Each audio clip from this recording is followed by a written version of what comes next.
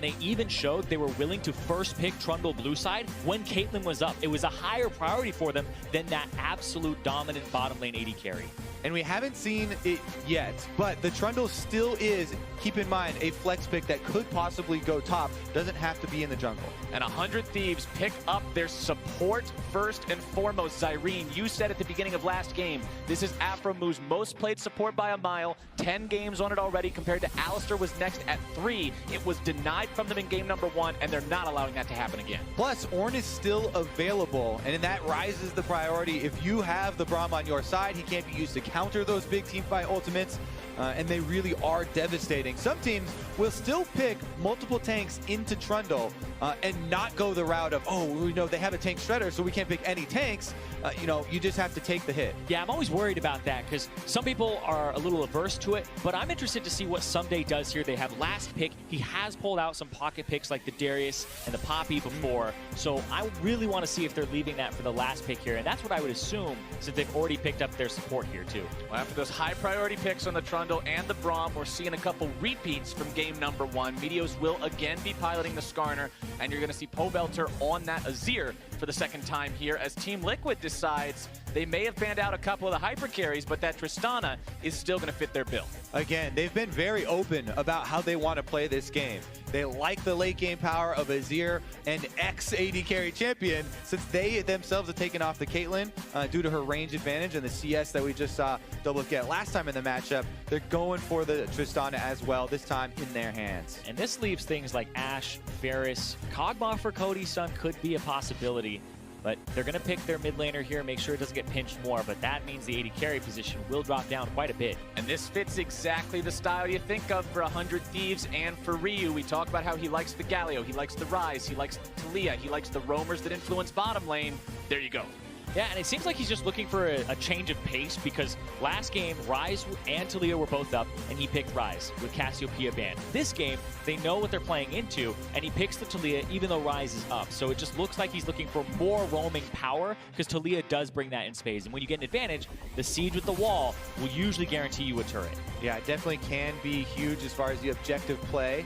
We'll see if 100 Thieves can utilize that one effectively. Now a lot of focus being torn towards the bottom side because AD carry has not been picked for 100 Thieves and support has not been picked for Team Liquid. So these are the focus of the bans in round 2. Right, we have asynchronous drafts as opposed to last time where you saw the same 3 roles picked by both teams in the first half. So the support bans coming out for the Thieves. Liquid going to focus a bit more on the AD carry role for now.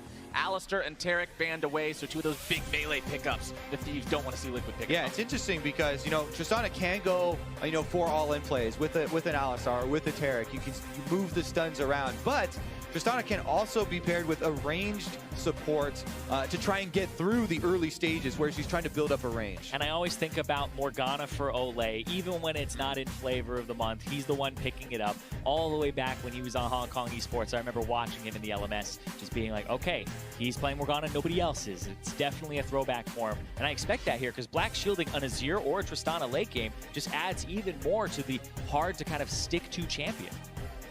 All right, you're talking about hard to stick to champions. Ezreal is pretty slippery when you're thinking about AD carries. The Arcane Shift gives him the ability to get himself out of most problematic spots, and the range of the Mystic Shot means he'll be able to rein in that poke from a long way away. We'll see if that's the recipe for success here for 100 Thieves. Their last pick, like you guys predicted, is going to be that top lane for Someday, giving him plenty of time to see the entire composition from Liquid before picking up what'll be that last piece of the puzzle. And Someday is another guy that we should probably talk about from last game. Really good engagements and team fight play there on the Ornn, getting 2 double lift, getting some very key kills for them. So definitely a good move here from 100 Thieves, keeping his pick. And there's probably going to be your Morgana lock-in as well for Olay. Now, another thing with the Ezreal pick there for 100 Thieves for Cody's son is it has a possibility of letting Afromu roam around and create plays on this Braum a little bit earlier. Yeah, very self-sufficient. And right here, last champion to be picked. The Ornn, pretty standard here, I guess, with the Cho'Gath banned away.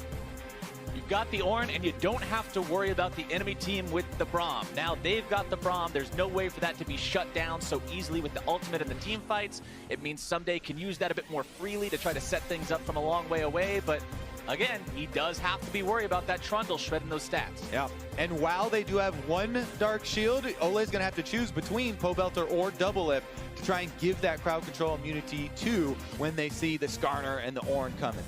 Right now, look at these team comps. Team Liquid, front-to-back fighting is going to favor them because they have a tank shredder, they have ways to engage and pick champions, and a lot of damage from these two hyper carries. But then on the side of 100 Thieves, this feels like a more get an early advantage with the Taliyah, roam to the side lane, try to pressure these lanes, because later on it feels like it's not going to be as straightforward of a fight for them. Right, the front to back for these guys, you just don't have the same level of sustained long-range damage that you get from the Azir and the Tristana once they're on 6 items, but you've got pick power and you've got rotations. I have to say, it might be a while till you get to that point though, because the big AoE that is on 100 Thieves may have something to do with it in the earlier stages. 100 Thieves definitely put up a good fight against Liquid in game number 1. We can't pretend like that was a Liquid just complete landslide, right? 100 Thieves, if it wasn't for that Baron play, that fatal smite fight that went the way of Xmithie, we could have seen a very different story told early on in that first game. But now they have to make sure they can mentally reset, be ready to go as we go into game number 2. And that smite was so important because that was a one fight for 100 Thieves. They go towards the Baron. Aphromoo looks like he's going to actually knock Xmithie out of the pit, and then Impact stops it. The teamwork from TL comes up huge, and that's the difference, because if that one smite goes off, they get the Baron instead, and then they end up being able to push and do what TL did to 100 Thieves. We have found ourselves in a pause, by the way, just as the match starts up, so we'll get back to you guys with an update on that, hopefully as soon as we can, to let you know what's going on and how soon we can get back onto the Rift. It looks like we are seeing some players saying they're ready to go, so hopefully the issue has been fixed before it ever really got a chance to be that much of a bump in the road here for us, but just a little bit of extra time for these guys to think about maybe how they want to play the opener. Yeah, or you just kind of remember the last one, because you were just talking to me about jungler perspective, and from Meteos' perspective, yes, that was an amazing steal from Xmithie, but it definitely is kind of crushing whenever you are on the receiving end of one of those steals. Just need to reset, and both of these teams have plenty of veterans that have that poise, of course, and that class there to be able to reset in a best-of-5 series. And the thing that cracked me up is, we're talking about these guys have so much poise. Aphromoo on your screen right now, when he got the MVP yesterday, he was like, I'm really nervous. And he's not nervous during interviews. It's like, that's him nervous? He looks completely composed. So Aphromoo, he's used to high-pressure situations, and that's why, he was almost able to help them come out with the victory there on the Baron. But TL, working a little bit better so far from what we've seen. Loading back into Summoner's Rift now. You can see us jumping into the screen, working our way into the Rift. It's time for game 2. Can the Thieves strike back and tie this series up? Or will Liquid take us to match point early on? They would love to be able to do that. They would love to make it so it's only one more win before they hoist the trophy. But 100 Thieves is not the kind of team to easily let that happen. Nope, on the bottom side, they're already starting. Meteos going after Doublelift here, but a quick rocket jump over the wall. They still force him to start W, though, which means that he won't have push advantage bottom. Cody Sun and Aphromoo should be able to actually clear minions a little bit faster, but we see a counter on the top side. Also, Meteos again has the Skarner and will be willing to start without a pull here. Impact taking a couple hits there. They're all moving right across the map. You almost have Meteos and Cody Sun here. Yeah, Impact lost a large chunk of health here, and it's 1 minute and 10 seconds into the game. Probably won't be able to go back and refill at the fountain. Minions soon to come. And we talked about how we're keeping eyes on Meteos and kind of mentally resetting after the Smite fight and things like that. But at the same time, considering Meteos is reprising his role in the same champion as last game, we critiqued Meteos' pull picks a little bit. So I want to see how exactly he prioritizes those targets here, as 100 Thieves will look to force Liquid away from their red buff. Yeah, Ole does hit a binding here. They're stalling out the start on this red buff, and Xmithie's sticking around. They are not gonna give up this red. One of the most important things here is the mid laners. They are fighting for priority, so who can get here first who can potentially even get level 2 and then join this. So it's all about these skill shots and who gets priority. And it looks like Ryu. Whoever can join first will have a massive impact on this, but Pobelter's also coming down now. Remember, the Skarner Spire has been captured, so Meteos is very, very weak in this level 1 fight. He did start with the Fracture, so the stun's available, but Skarner's just not that threatening early on like this. Binding gonna come out and going to miss. Ryu continuing to look to shove in here in the mid lane. Pobelter throwing some damage down onto him. Both junglers still having not cleared a single camp for themselves. Xmithie will go right back to the Spire. Meteos says, get the hell away from there, that's mine. Oh my goodness, we still have level 1 junglers and supports in this game. AD carries have gone to lane, by the way, and are CSing. Ryu drawn over once again. Cody Sun actually has a level 2 advantage. Level 2 advantage, lands the Mystic Shot. Arcane Shift also finding its way onto double lift there, as supports and junglers will still not give up the ghost here in the jungle as they're trying to fight for this red. It seems Xmithie has the advantage, and all this time that was invested by the Thieves ends up not turning into much of anything. Meteos now level 1, 3 minutes into the game. Meteos is unable to get the steal there, and Xmithie once again, actually just the patience there for the team. They're able to wait him out and hold strong. Yeah, they played it right as well. I was looking at the mid lane HP. Ryu did get chunked out a little bit more than Pobelter, so they really do have to just call off that whole thing. Even though Double Lift got chunked by Cody Sun, it looked like they were just saying, all right, nope, it's over. We can just go ahead and go back to jungling. Yeah, part of the ramifications of that extended jungle fight there is that Cody Sun has the big CS lead over Double Lift here. They have him pushed into turret, and he's going to try and get off an early recall here. I believe he should have enough for the tier, and that is a perfect timing for an Ezreal. So he gets basically a free base on that shoved wave for a tier. Even though it didn't pay off in the jungle, they didn't get to grab the buff. Getting Cody ahead is big. I mean, that's been 100 Thieves' plan almost every game. Focus on Cody Sun. Give him the first blood. 4 tanks into Cody compositions. Those come out very frequently. And so setting him up is exactly what they want to be able to do, because they put so much faith in this guy who has the least experience out of anybody on this roster by a mile. And they have so much confidence in him. They kind of push him up all the time, and Aframu wants to make him a star, and we see it happen almost every game that they get him ahead. Yeah, that's the big part. Cody Sun has delivered on that promise. He has fulfilled his end of the bargain thus far. This guy was standing right across from Double Lift last year in the finals. These are the same 2 AD carries going head-to-head once again. Same 280 carries from last finals going head-to-head. And remember, both these guys got Player of the Series in their respective semifinals here just this split. They're still performing at the top level. Yeah, absolutely. And right now, you see Double Lift peaking at the right time here. The KDA for himself very high in playoffs, and it seems to get that playoff buff. Cody Sun, though, he still has that kind of sophomore experience, and you're looking for him to perform when it matters most. Well, Ole's performing here, landing quite a few bindings onto the Ezreal whenever we swing the camera down to this side. Xmithie also swinging his way down here, though. Yeah, Ole throwing those bindings to his old lane mate. Yeah, catch.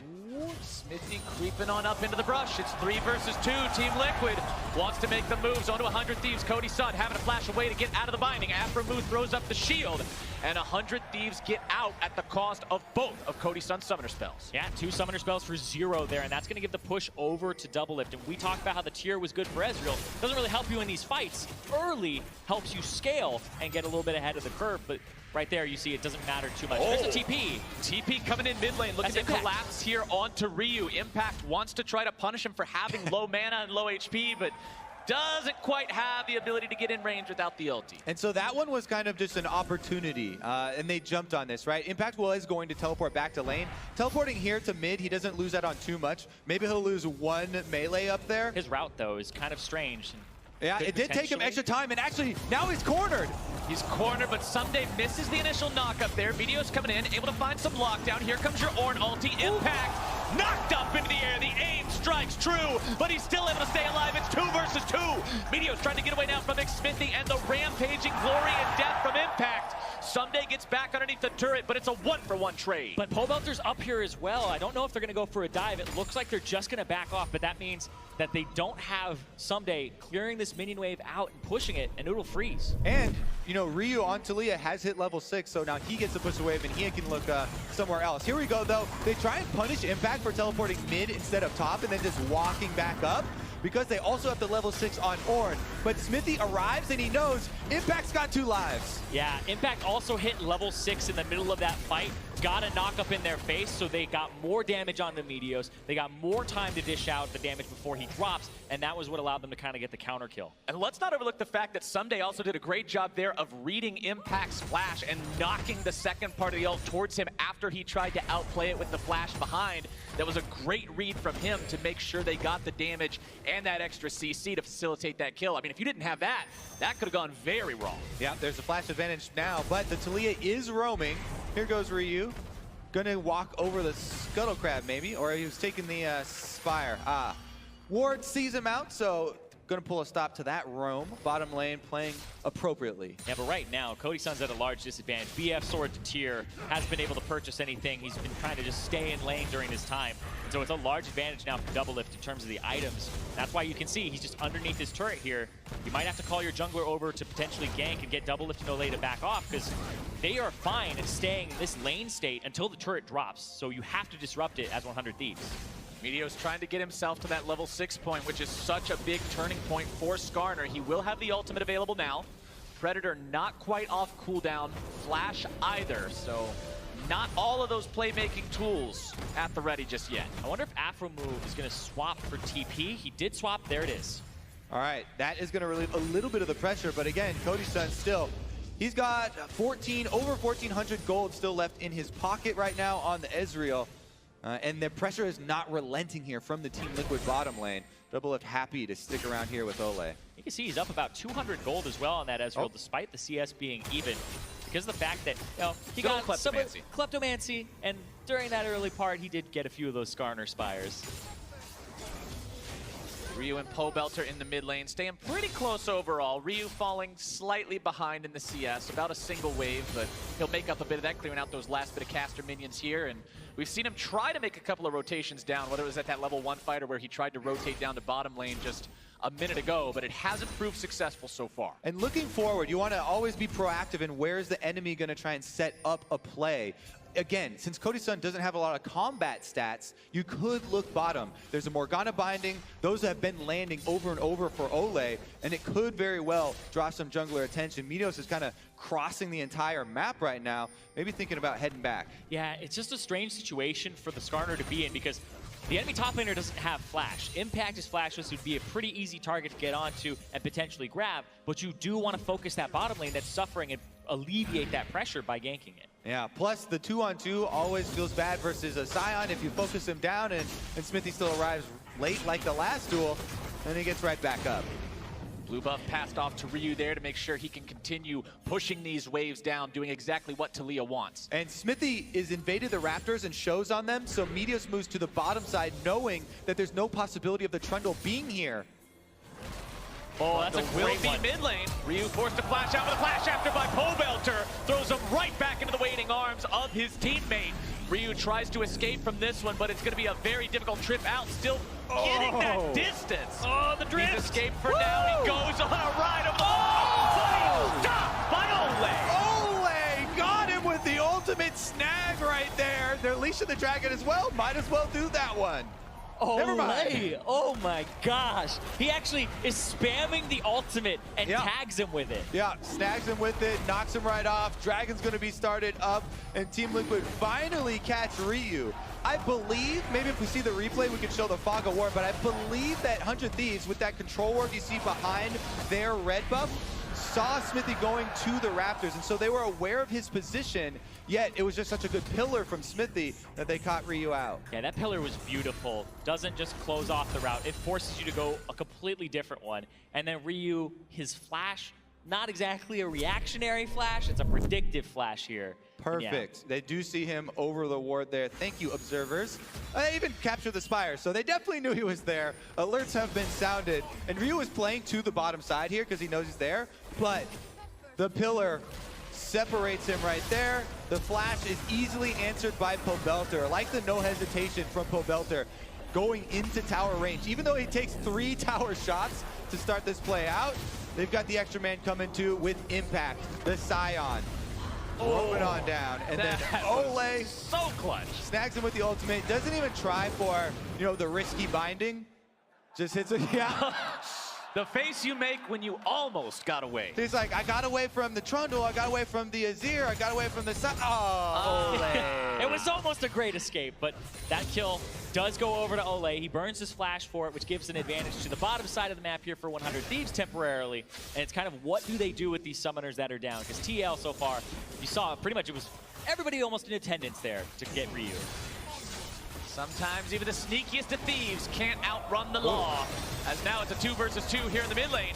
Meteos taking some damage at the start, flashes forward onto Pobelter, looking to grab the stun. Meteos makes sure he gets the kill. It's 1 for 1 as both top laners show up and both walk away. Oh my goodness, they do get the kill. Meteos commits his flash for that one though, as maybe they thought that they were going to be the only ones with the teleport coming in.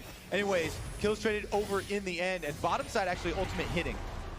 It did look like Meteos took too long to actually go for that ultimate there and hesitated for a moment. We'll have to see it again, but now everybody looking towards that bottom side again, and Cody's trying to get that priority. He finally got to buy. He finally got his Manamune going, and so now up against that Tristana, who's got those half items. But watch here, Meteos, he gets pillared, and then he walks all the way around. He dodges the ult. But he walks all the way around. Yeah, it looks like to me, when I see situations like that, you can kind of see the communication, the team's communication. They're like top laner saying, hey, I can teleport. And they're like, okay, now I'll go back in for it. But a little bit too late there, and then teleports were answered anyways. So we're left in a situation where it's just flashes on top side. Impact working without his turret, though. Yeah, by the way, turret went down. Banner of Command completed first for Someday. And that's actually pretty big. That's the difference between who's got the slight gold lead right now. 100 Thieves up just 300 gold, and now Pobelter, the target once again. The second part of the ult just a little bit shy of being able to connect, and POB walks away on that. So much mid lane focus this game. Actually, Doublelift going for a long trade on a Cody-san, but these continued plays around mid to try and punish the mid laners without flash continue to draw more and more players. Yeah, and if you're able to get one of those mid laners down, you could potentially go for one of the side lanes right after, because especially with something like the Taliyah, it's very easy once you get a kill to go roam to that side lane and force a dive, which could potentially reward you with another turret if they back off. And I like the tier from him as well. The Taliyah, as we've seen kind of Luden's echo back and forth. The tier allows him to have more mana, but hold on, 4 people in the bottom side for TL. Cody's son and Afro Moo gonna have a hard time getting away from this when Cody's already down. Afro will follow him shortly after. The stopwatch from Ole to make sure he doesn't die to the turret aggro, and Liquid walk away with 2. Oh, with all the ganks going on around mid lane, you know, Doublelift and Ole quietly doing a lot of work, taking out chunks of health from the 100 Thieves bottom lane, and they're finally rewarded with a roam from their team, capitalizing in a couple of kills there. And as you said, more turret pressure. Tristana loves some alone time there, should be able to knock that down. More turret pressure. That's the first turret kill for Team Liquid.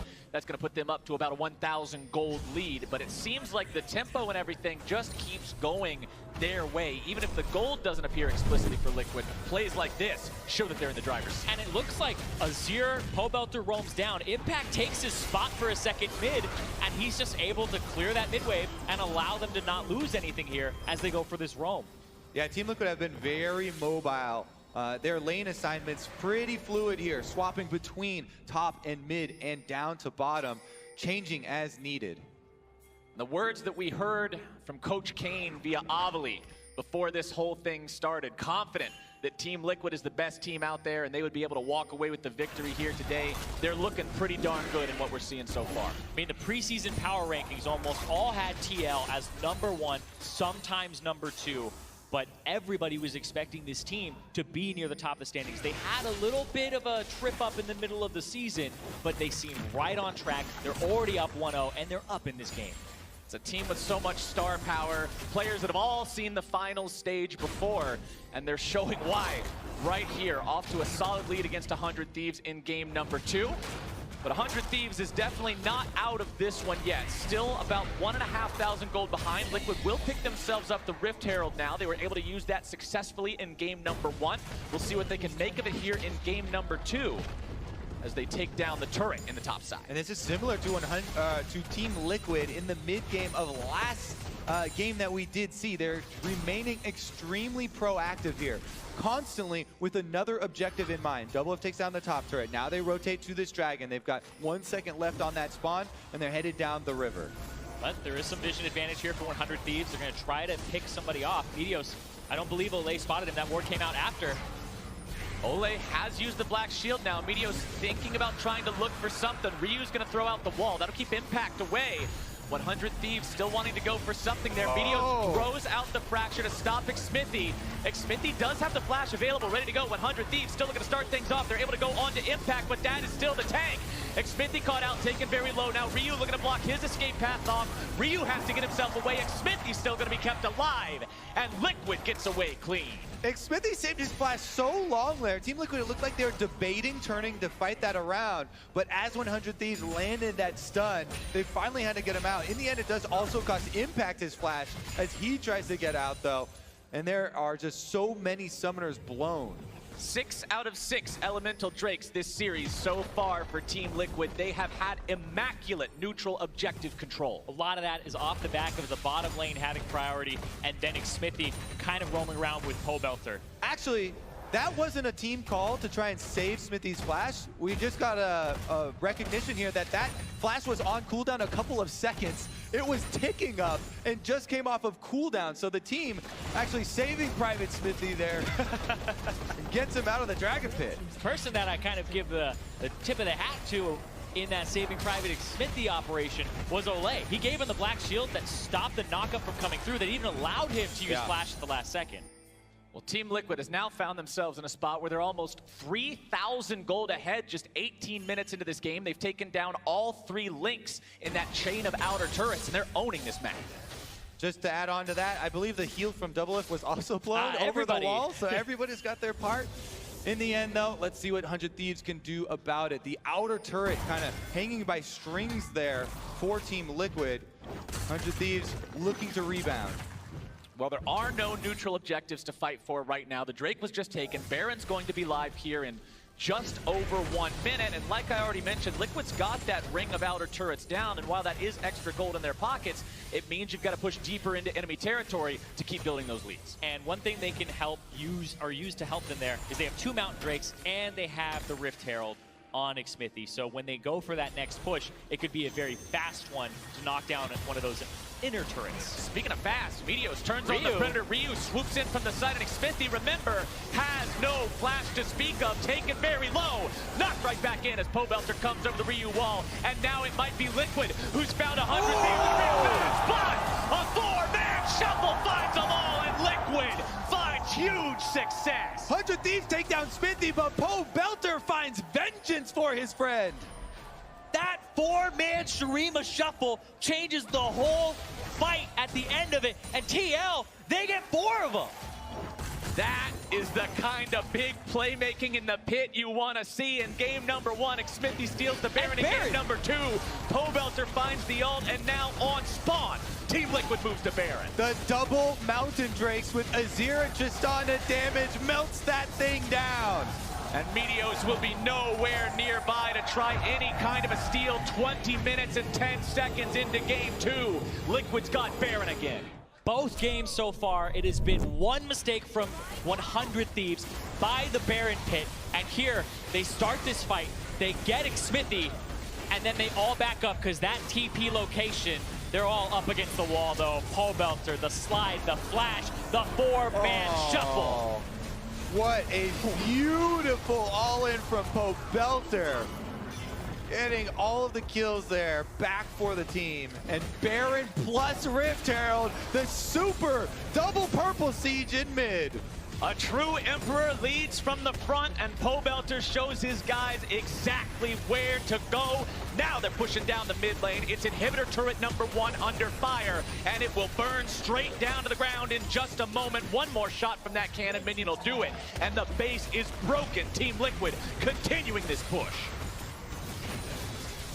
Afro move very low on that. Despite the fact that he's got the unbreakable, he's still got to be careful. Below half HP. Liquid onto that inhibitor now with the turret out of the way. They should take this very easily. 21 minutes in, that's already down. This is such a massive amount of momentum for Team Liquid, as Someday will barely keep himself out of the way of the Dark Binding. As Impact falls back, just trying to buy a little bit more time, allowing Team Liquid to push up. Tier 2 goes down. Push continues forward towards inhibitor turret number 2. They'll set up siege for that.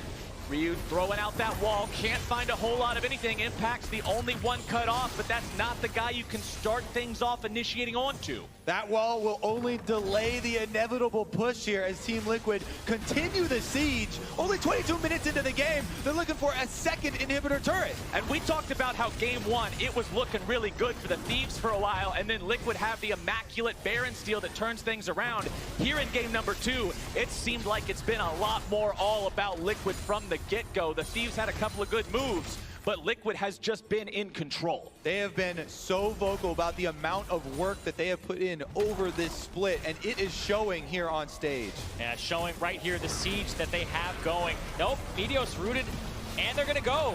Ornn ulti comes in, finds its way on to 3, but 100 Thieves with their jungler nearly dead have to back away now. Pobelter finding the damage.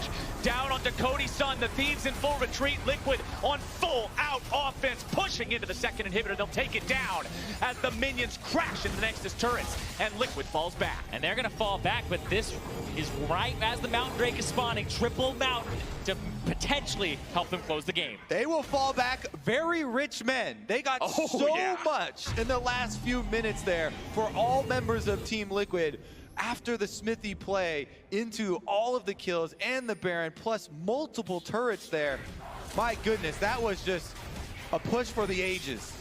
And both Pobelter and Doublelift, the two late game carries, they're already online. It's just 23 minutes into the game. They have so much gold, 10,000 apiece.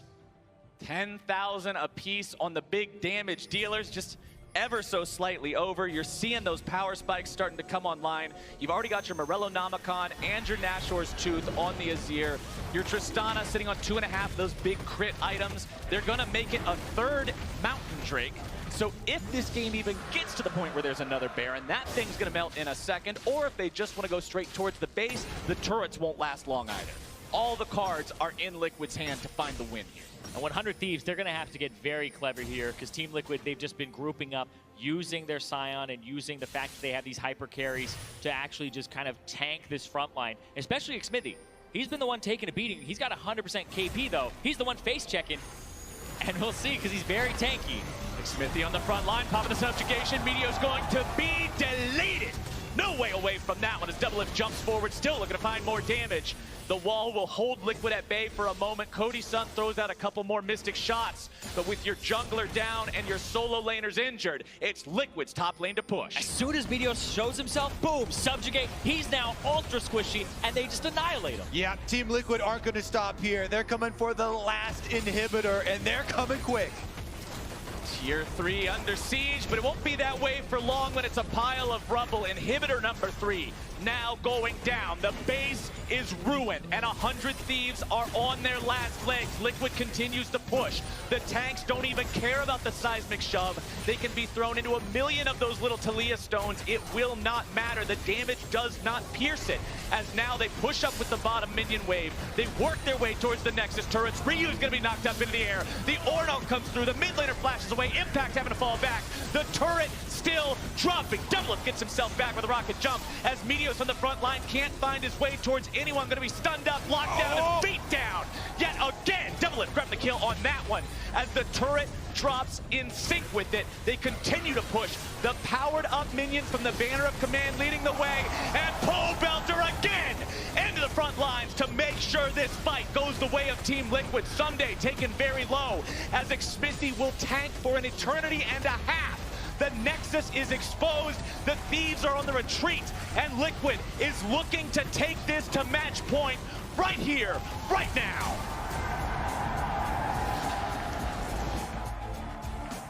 In a decisive game 2.